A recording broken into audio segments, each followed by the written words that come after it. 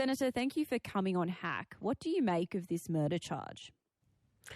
Well, can I just acknowledge that the Warlpiri families and the people of Central Australia have shown, I think, great restraint and dignity in an incredibly difficult and emotionally sensitive and sad time. And I think it's important to recognise that, and not only in Central Australia but right across the country, as people have gathered to show their empathy and their condolences for the family, but also to send strength and love in amidst what has been an awfully hurtful and hateful time. So the announcement last night, in particular in Alice Springs, I understand, there was a gathering of people at a candlelight vigil when they heard the news. And I've certainly heard Warlpiri Elders say that they're relieved at the announcement of the charge. And like all things, when the court system steps into place, it is now a matter before the courts. And we have to hope that there is now a clear and transparent process that moves forward in the interests of fairness and justice. Do you believe that this investigation will be done independently? Because that's what the Yuendumu community is really calling for over the past week. We know that the families of Yuendumu are asking for that, and that call has been reiterated at the highest of levels, and even the Chief Minister has expressed that personally to the families at Yuendumu, and we expect that that is going to take place. What are you doing to ensure that? Well, at this particular point in time, there's sorry business underway, and we need to respect the fact that families are grieving very deeply.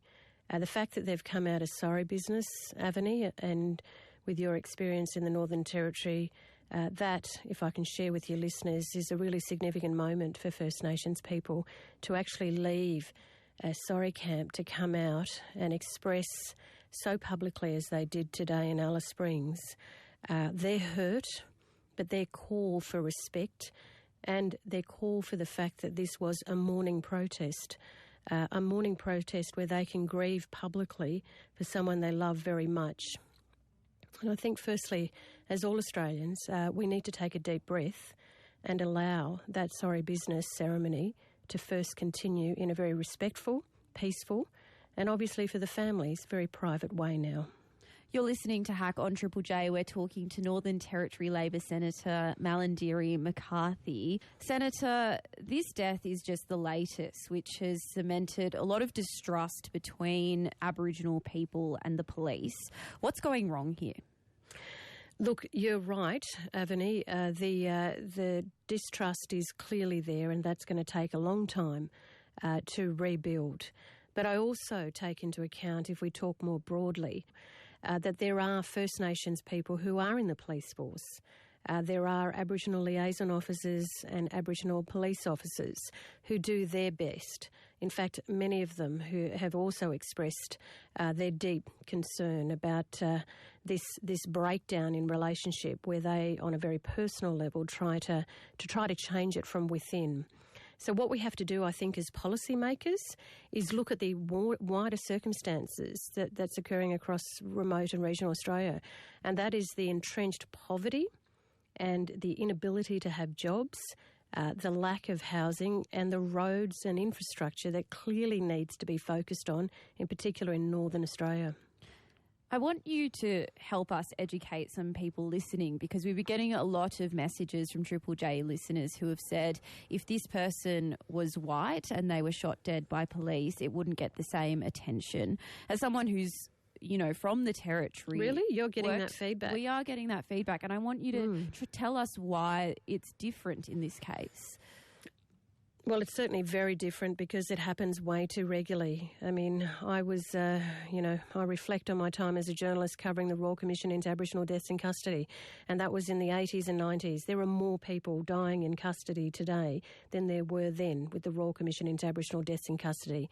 And I would say to those people out there who are questioning why there is such focus, I would ask them to look deeper and look at the fact that First Nations people in Australia feel voiceless. They feel disempowered.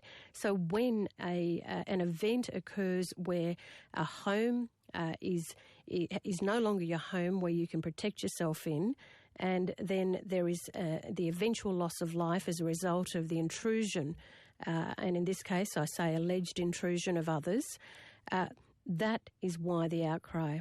We have had too many deaths in custody, and most recently still in WA, where they still have to bury a wonderful woman who unfortunately died in similar circumstances, an Aboriginal woman.